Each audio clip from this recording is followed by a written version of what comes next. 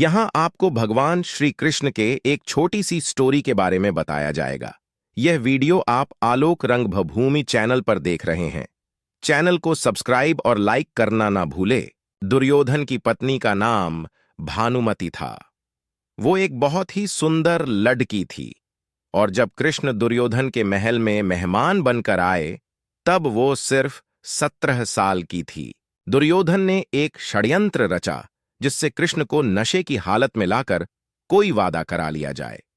उसने सभी तरह की व्यवस्थाएं की और इस बात का खास ख्याल रखा कि भोज में खूब अच्छी मात्रा में शराब भी हो।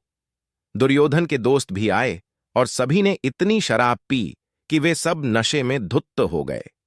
पर कृष्ण ने अपने आप को शांत रखा और वे हर किसी को खुश करते रहे। इस सारे हंगामे में भानुमति ने भी कुछ ज्यादा ही पी ली।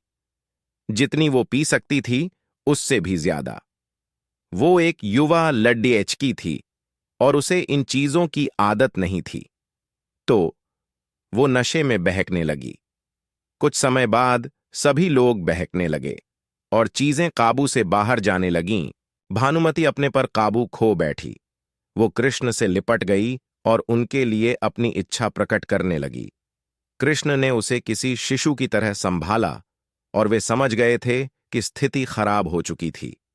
वे समझ गए थे कि भानुमति अगर कुछ गलत कर बैठी तो बाद में संभाल नहीं पाएगी और हस्तिनापुर की रानी का गौरव कलंकित हो जाएगा। भानुमति अपने पर काबू खो बैठी।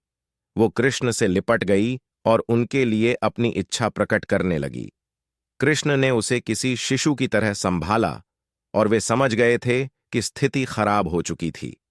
वे समझ गए थे कि भानुमति अगर कुछ गलत कर बैठी तो बाद में संभाल नहीं पाएगी और हस्तिनापुर की रानी का गौरव कलंकित हो जाएगा। इसलिए कृष्ण उसको उठाकर महल के अंदर ले गए और उसकी सास गांधारी के कक्ष में जाकर उनके हवाले कर दिया। अगले दिन सुबह जब भानुमति को पता चला तो वो कृष्ण के प्रति सम्मान और कृतज्ञता से भर गई कि उन्होंने उसे बचा लिया था। तब से वो कृष्ण की भक्त बन गई